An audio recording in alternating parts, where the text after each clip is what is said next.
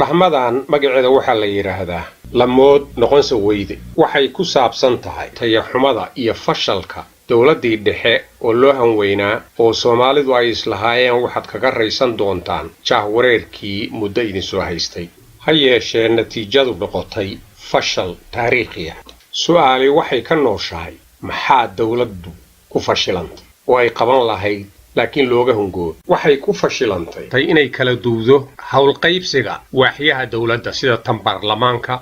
sida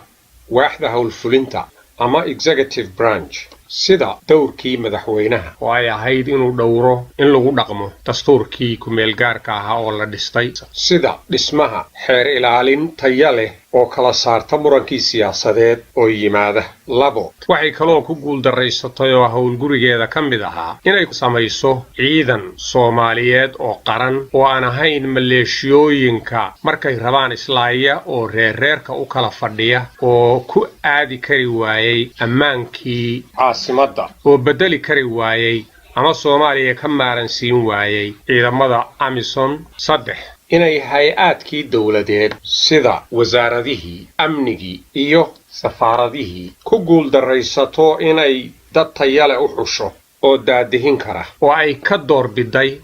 iyo aqooni iyo musuqmaasuq ay ku soo kala xigsato dadkeeda hawlwadeennada ah Soomaaliya waa meesha kaliya oo laga heli karayo nin iskuul taginin ama aan mihnadiisu dhaafsiisnayn darawalnimo oo wasaaradan hawlaheed lagu aaminay taana waxaa keenay eexda iyo nin jeclaysiga taasna qarankii Soomaaliya aad buu ugu dhutay afar waxay ku guuldareysatay inay gabagabayso xeerkii la dhigtay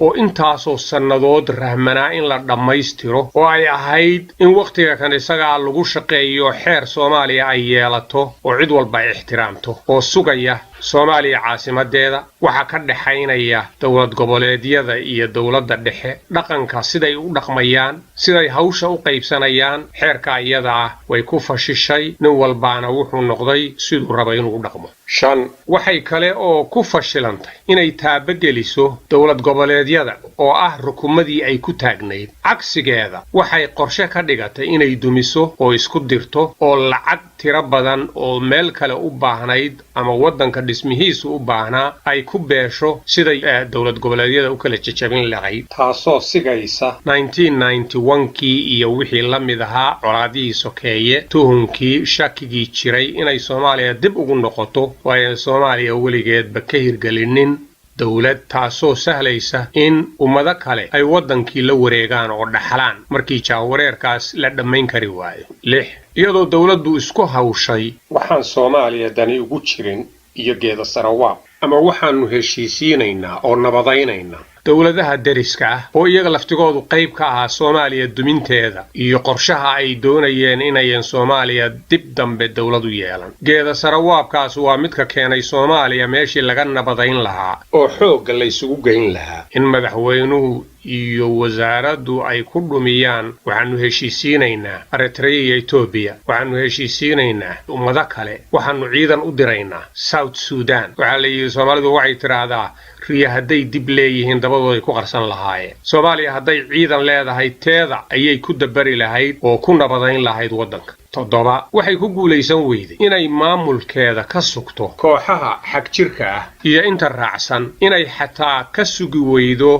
xafiisyadeedii dawladda oo ay dhacdo inay hay'adaha ugu powerka badan ay ka mid noqdaan sida ciidanka nabad sugidda sida madaxtooyada sida wasaaradaha Soomaaliya waxay ka deg weyday ururada xaq jirka ah meeshii la rabay in laga sooco oo lala dagaalamo oo meel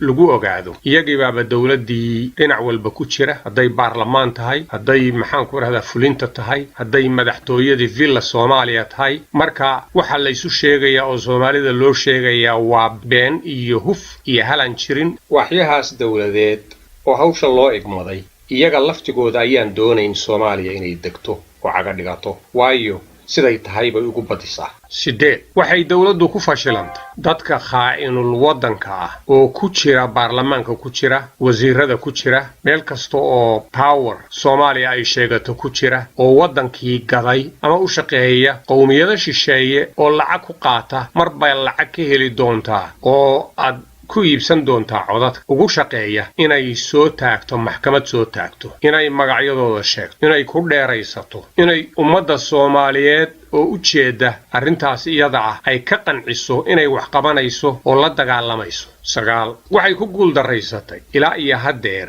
inay fuliso barnaamijkii xisbiyada badnaa oo Soomaaliya lagu dimuqraadiyeyn lahaa oo axsaab loogu samayn lahaa oo lagu gaari lahaa qof iyo cod umana soo jeedo waayo sidaanay ugu badisaa waxay ka doorbidaysaa inayan samaynin si ay u hesho meel kaloo loo irkado oo iyadu ay ugu soo noqoto xukunkii kuna abaado musuqmaasuqaasna dhex jiifto. 10 dawladdu ma laha hal